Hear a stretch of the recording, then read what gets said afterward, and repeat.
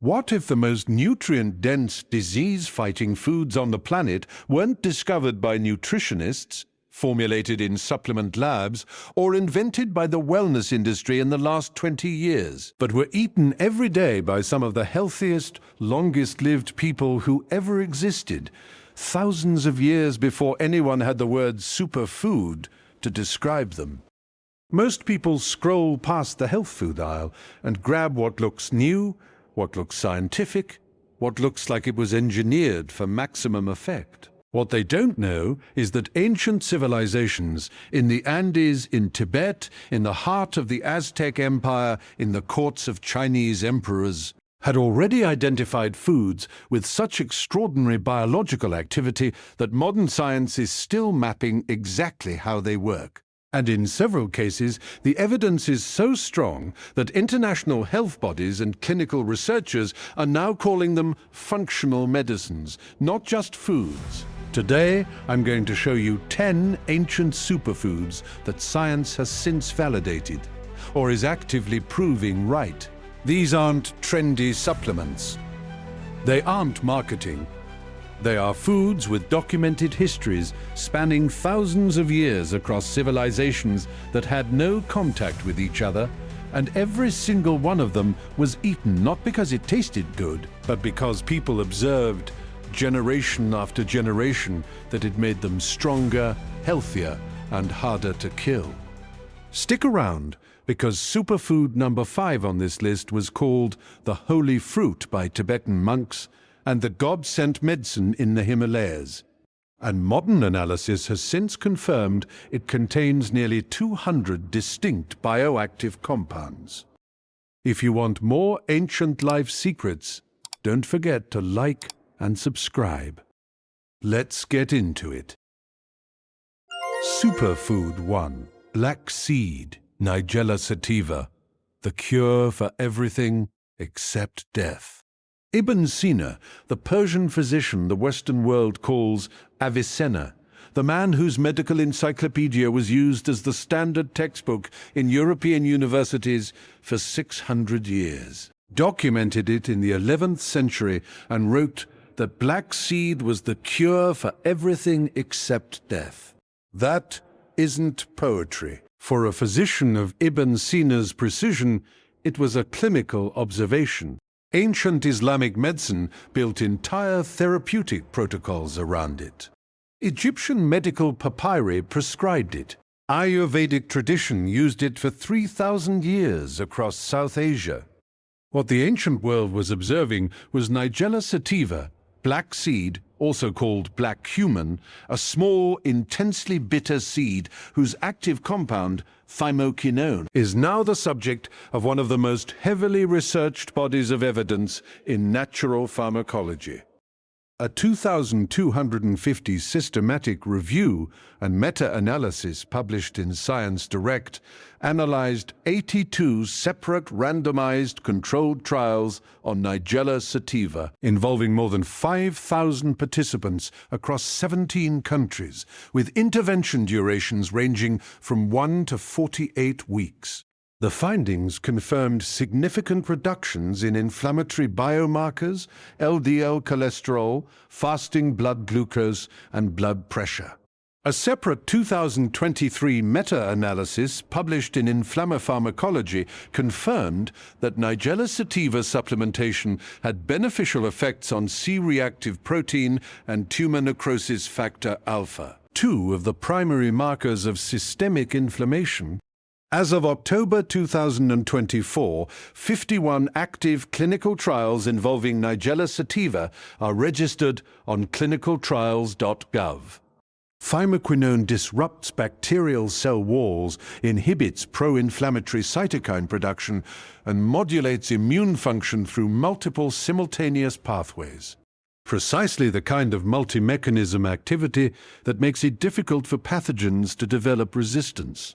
Ibn Sina called it the cure for everything except death. The researchers running 82 randomized controlled trials are methodically working through what that means. Superfood 2, Ashwagandha, the strength, the Ayurvedic world kept secret. Ayurvedic physicians described it as giving a person the strength of a stallion. They prescribed the root of the Withania somnifera plant, Ashwagandha, for exhaustion, cognitive decline, and what they called the depletion of vital force. They had been prescribing it for at least 3,000 years before anyone in the West knew it existed. The ancient description maps almost perfectly onto what modern researchers found when they started running clinical trials. Not the horse metaphor, the biology underneath it. A 2010 systematic review and meta-analysis, published in BJ Psych Open, analyzed 15 randomized controlled trials involving 873 participants. The findings confirmed that ashwagandha supplementation significantly reduced anxiety scores on the Hamilton Anxiety Rating Scale, significantly reduced serum cortisol levels, and improved self-reported stress measures compared to placebo. A separate 2002-3 double-blind, randomized, placebo-controlled trial published in Medicine demonstrated that standardized ashwagandha root extract significantly alleviated stress, anxiety, and improved quality of life in healthy adults by modulating stress hormones. The mechanism is with anolidase, a class of steroidal lactones found in high concentrations in ashwagandha root. They modulate the hypothalamic pituitary adrenal axis, the body's primary stress response system, reducing the cascade of cortisol that, when chronically elevated, drives inflammation, immune suppression, and accelerated biological aging. 15 randomized controlled trials, 873 participants. Serum cortisol measured before and after. The Ayurvedic physicians who prescribed this root 3,000 years ago didn't need any of that. They had 3,000 years of outcome data instead. Superfood 3, Moringa, the 3 continents called it a miracle. In ancient India, Ayurvedic physicians called it the tree of life. In the Philippines, it has been used as a food medicine for so long that no one can date when it started. In Africa, traditional healers prescribed every part of it, the leaves, the seeds, the bark, the roots, for malnutrition, infection, and inflammatory disease. 3 continents. No shared medical tradition. The same tree, Moringa oleifera, produces leaves with a nutrient density that is, by any modern measure, extraordinary. Per gram of dry weight, more vitamin C than oranges, more calcium than milk, more iron than spinach, more potassium than bananas. All 9 essential amino acids. High concentrations of quercetin and chlorogenic acid, antioxidant compounds that are among the most extensively studied natural anti-inflammatory molecules in clinical pharmacology. A 2205 umbrella review published in Frontiers in Pharmacology synthesized 26 separate systematic reviews on Moringa oleifera and confirmed documented effects on inflammatory markers including C-reactive protein across both clinical and preclinical studies. A 2205 randomized controlled trial published in Science Direct found significant effects on glycosylated hemoglobin A1C in patients with metabolic syndrome. The Food and Agriculture Organization of the United Nations has recognized moringa as a functional food with specific potential for addressing nutritional deficiency in food-insecure populations. 3 continents. No shared language. The same tree. That level of independent convergence is not coincidence. It is the oldest form of clinical evidence that exists. Superfood 4, Reishi mushroom, Lingji, the emperor's herb. In ancient China, the emperor had access to everything. Every food, every medicine, every remedy the empire could produce. And for 2,000 years, the one substance that appeared most consistently in the medical texts of imperial courts was a dark, woody mushroom with a varnished surface that grew on oak trees. Ganoderma lucidum. The Chinese called it lingzhi. The Japanese called it reishi. Both names translate roughly to the same thing, the mushroom of immortality. It was carved into the official scepters of Chinese emperors. It appeared in silk robes worn by the imperial court. In the first comprehensive Chinese pharmacopoeia, Shennon's Materia Medica Classic, compiled around 200 AD, it was classified in the highest tier, reserved for substances that enhanced longevity and vital function without toxicity.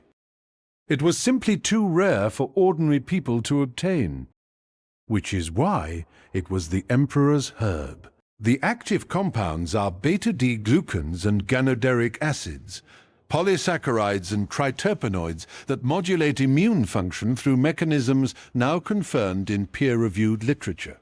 A 2024 PMC review on Ganoderma lucidum in hematological malignancies confirmed that ganoderic acids activate immune response, induce apoptosis in cancer cell lines, and modulate the MAPK signaling pathway.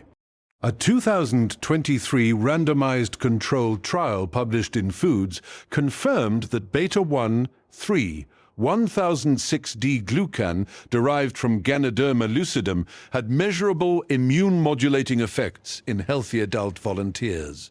Memorial Sloan Kettering Cancer Center lists reishi among the top 10 most searched herbs in their clinical integrative medicine database.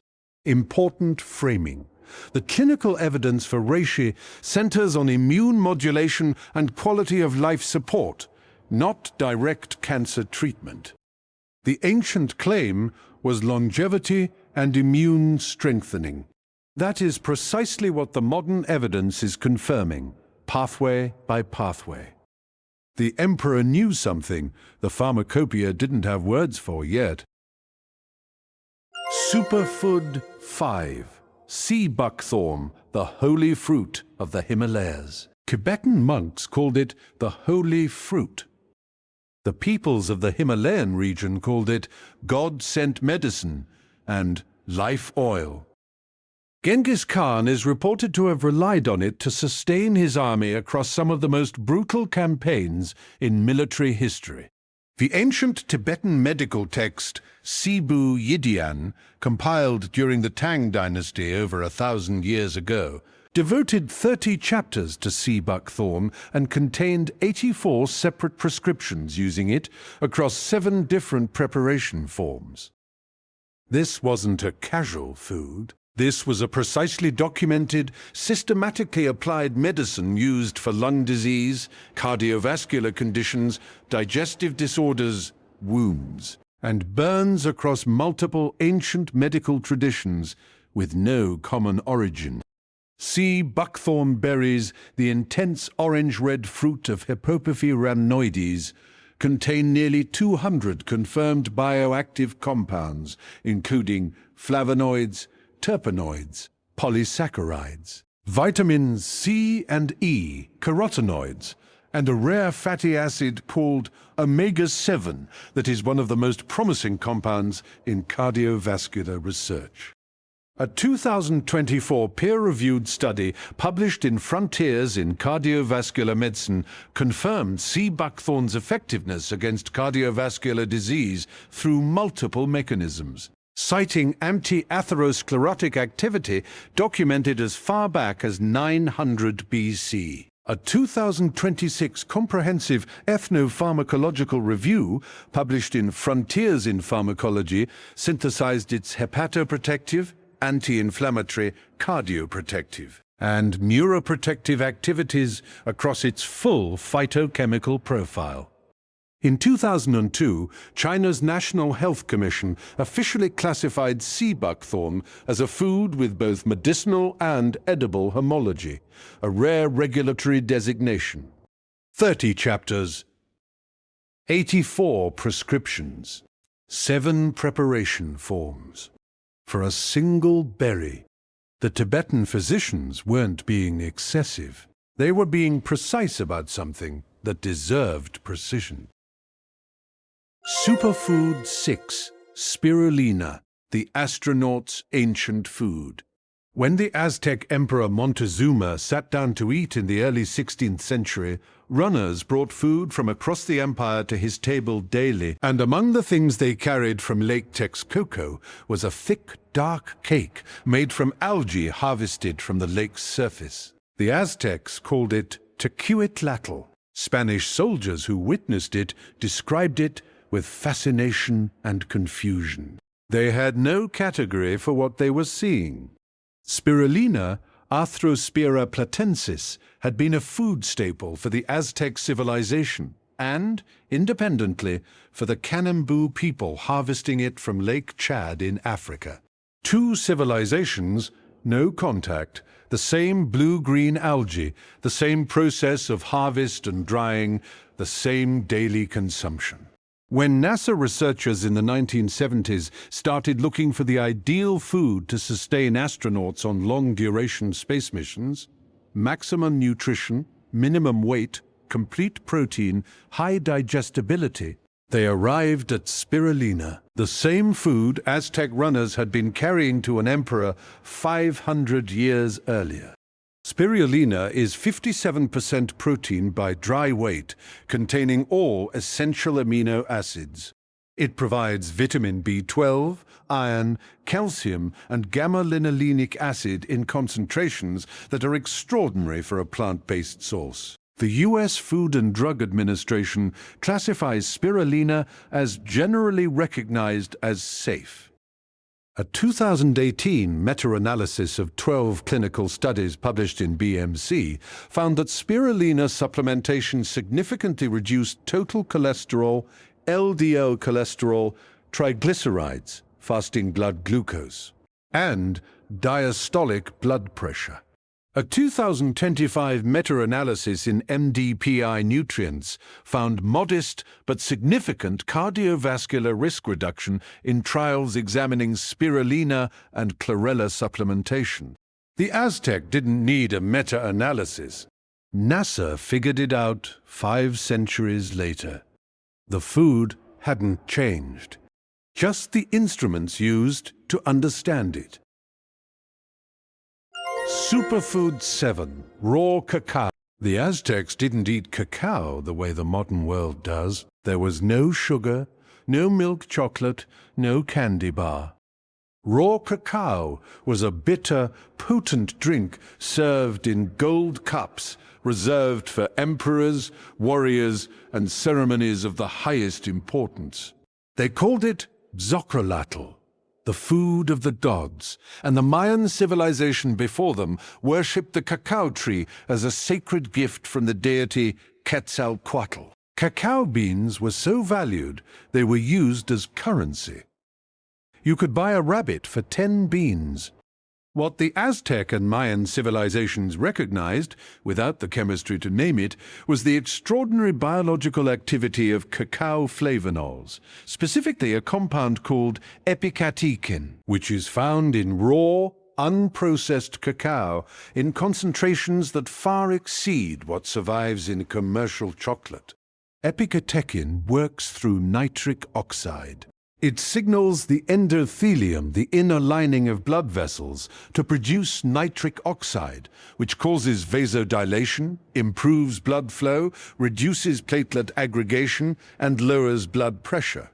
The European Food Safety Authority has formally approved a health claim for cocoa flavonols, stating that 500 milligrams per day contribute to normal blood flow. That is a rare regulatory threshold.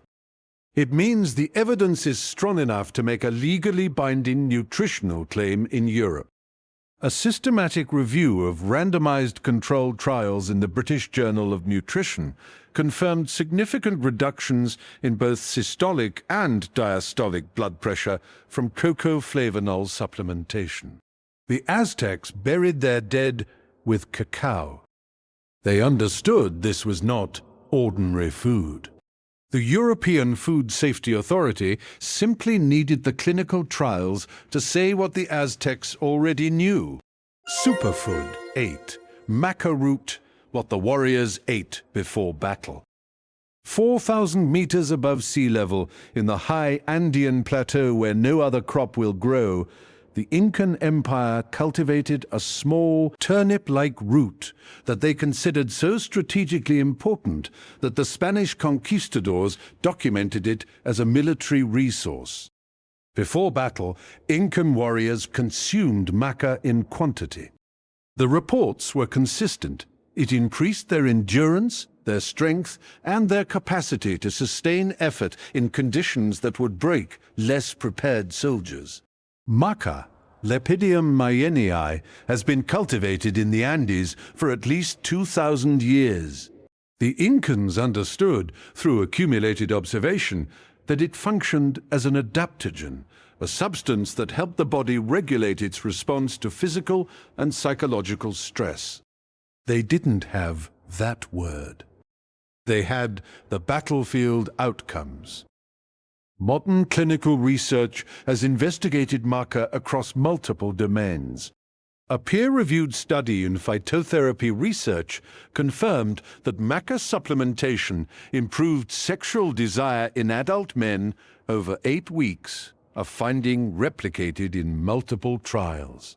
Research published in Menopause confirmed reductions in menopausal symptoms, including hot flashes and depression in postmenopausal women. A 2022 study in Nutrients found that maca supplementation improved both physical endurance and measures of fatigue in healthy adults. The FDA classifies it as safe. The Incan warriors who consumed it before battle were not practicing superstition. They were optimizing performance with the best tool available to them in the high Andes 2,000 years ago. The randomized trials caught up eventually. Superfood 9. Pomegranate, the fruit carved into Solomon's temple. Solomon's temple had 200 pomegranates carved into its pillars. Ancient Egyptian physicians used it medicinally. Greek soldiers carried it. Persian physicians prescribed it. It appears in the Torah, in the Quran, in ancient Indian Ayurvedic texts, and in the traditional medicine of virtually every civilization that grew in the Mediterranean and Middle East. No other fruit has a longer or more consistent documentary record of deliberate therapeutic use across multiple ancient cultures simultaneously. The reason was not symbolic. The reason was that pomegranate worked. The active compound is punicalagin, a polyphenol found almost nowhere else in nature. In the gut, bacteria convert punicalagin into metabolites called urolithins. Urolithins, specifically urolithin A, have been among the most exciting compounds in longevity and cardiovascular research in the past decade. They activate mitophagy, the cellular process that clears out damaged mitochondria and replaces them with functional ones. This is a direct anti-aging mechanism at the cellular level. A 2024 clinical trial published in Nature Aging found that urolithin A supplementation improved muscle strength and endurance in older adults compared to placebo.